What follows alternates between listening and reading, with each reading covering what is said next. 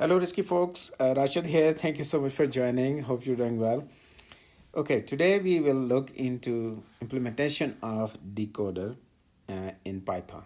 Okay, let's look into our overall block diagram that we have so far. So these colorful blocks are the one that we have already talked, and I have shown you Python code for those. Okay, the three memory elements. Okay. Now let's start from here, the instruction when it comes, and then go right and start implementing all of them in Python. Okay, so the first one is this decoder. I have made some as here's the good thing. I mean, when you start looking into implementation, you feel that okay, you need to make some changes there, which are better from hardware point of view. Okay, so as opposed to making these changes when you are already coding at system verilog, okay, um, changes will be a little more tricky. Right now it's Python, it's just software, and changes will be quicker, easier. Okay, and that's really the advantage of implementing the microarchitecture in Python. Okay, so if you look at a decoder here, it does a lot of things, but it's a pure combinational circuit. There's no storage inside. Okay, it takes an instruction which is 32-bit, then it sends opcode func7 func3 to the controller, because using those fields, controller generates different signals based on the instruction it is.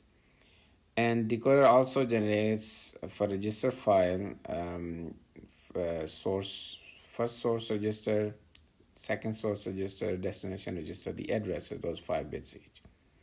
Okay, they're pretty. I remember when we were when we were studying the instruction format for I type, R type, U, J type. Okay, and we knew all these different fields, where is what.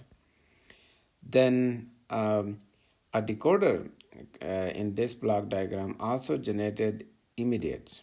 So for different type of immediate instruction where the immediate or offset is part of the instruction, we have seen that we have 5 types of immediates, and we discussed these in different instruction formats. So if you don't remember, you can go back.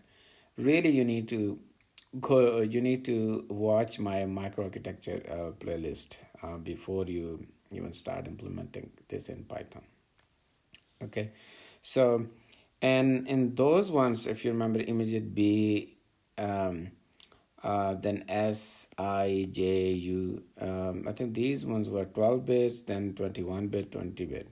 Then this sign extension generator was making them full 32-bit by extending the sign bit.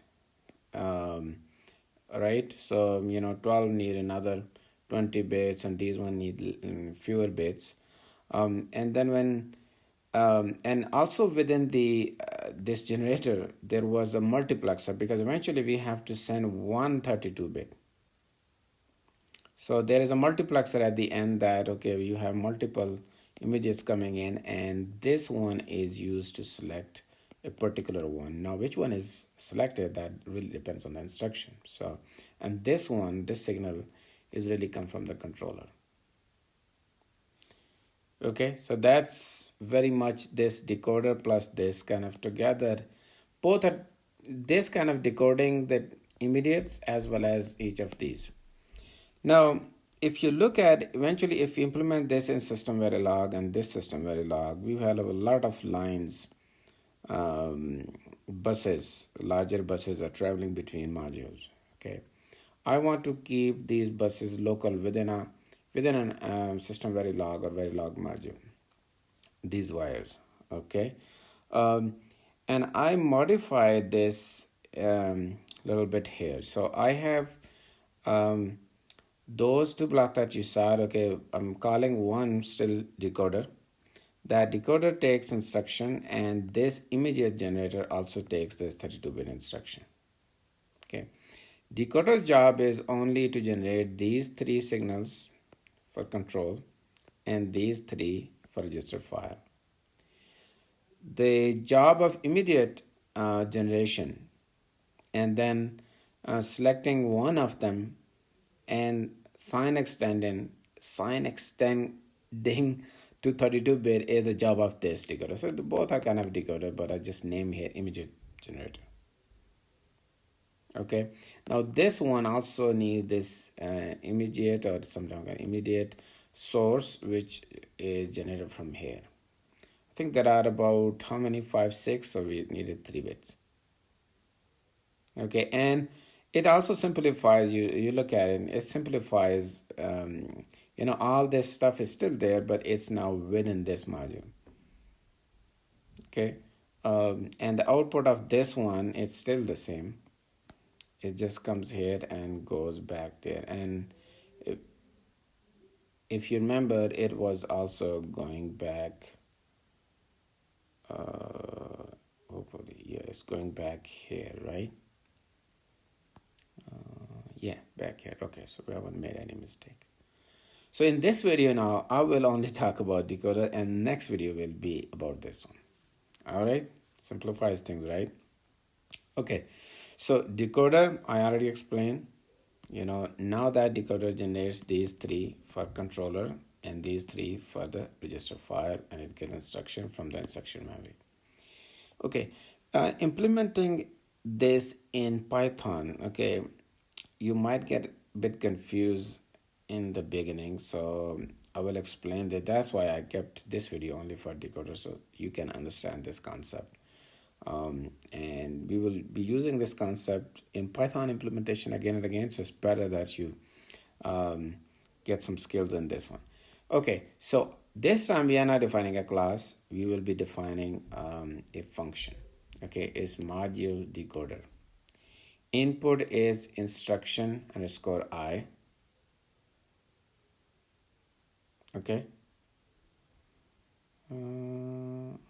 Why under some of them I have lines and others I don't have lines? These red lines I'm talking about. Okay, anyway, forget about this.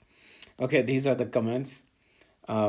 What really happens is, if you look at, just pay attention. So outputs are this. I mean, the returns are kind of outputs, right? Eventually, when we do this in system Verilog, we will define input and output separately. But for Python, this is input to the function, and these are the returns from the function, or you can say these are output.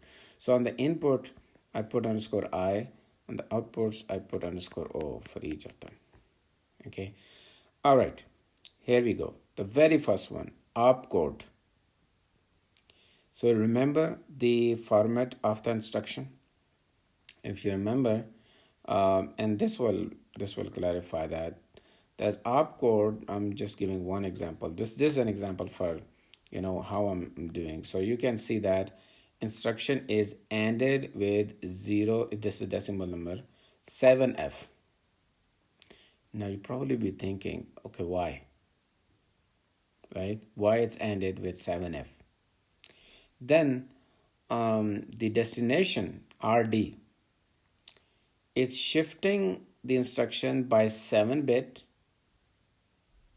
Okay, and then it's ending with 1F. So now there's an additional step, which is now common across all. Shifting and masking. Okay, what's going on? Can you guess what is happening? So I will show you these 2 examples. Okay, what exactly is happening, why we are doing this, and this will be pretty similar, identical. So first look into opcode. You remember opcode was from bit 0 to 6. This is the 32-bit instruction. The least significant 7 bits 0 to 6 is what? Opcode. Okay, in Python we don't have register. It's an integer. Okay, it's an integer with 32-bit.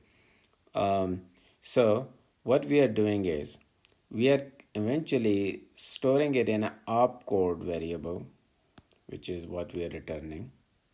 Okay, so we want to make sure that opcode variable, everything else, we don't have ideally in hardware, these will be just 7 bits. right? We don't have to worry about adding other zeros there, right?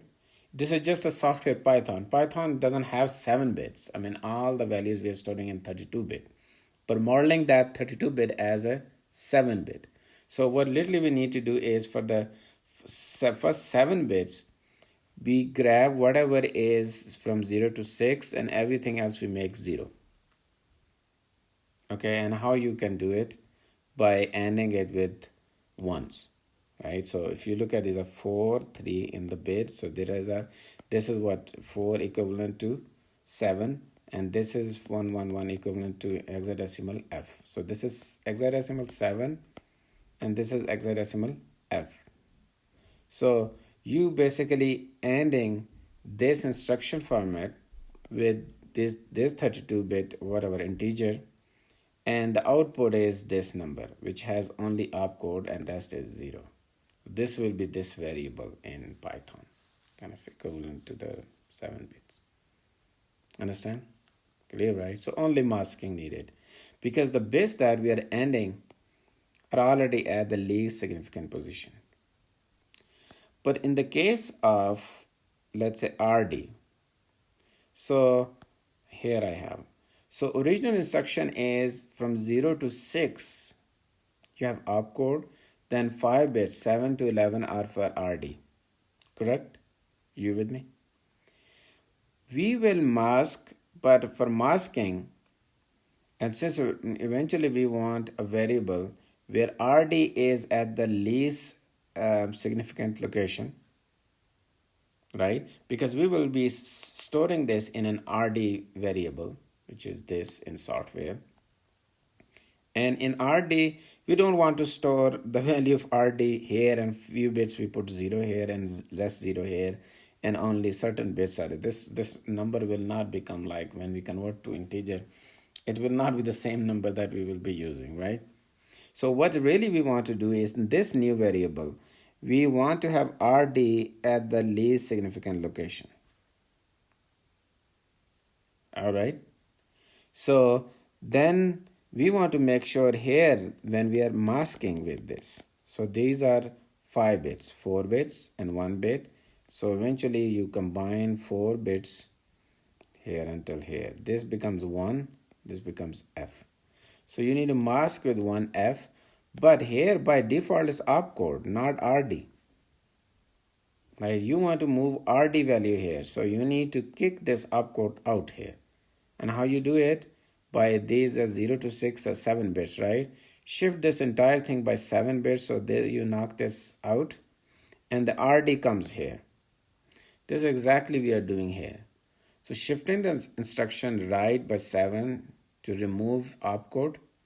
And then we are masking with 1F so that the final variable in Python that we have, RD value is really stored at the least significant location. So similarly, the next one comes func3, right? So you need to have these 7, then 5, all these 12 bits will be need to be knocked out. Okay, and then you only 3 bits, so 3 bits is 7, and so on. Okay, so I really hope you have understood this because we will be using this concept again and again. Whenever we have to, take certain bits, we will shift, we will make sure those are at least significant location, then we will be masking. All right, that's it for now, and I will see you soon with the image generator block.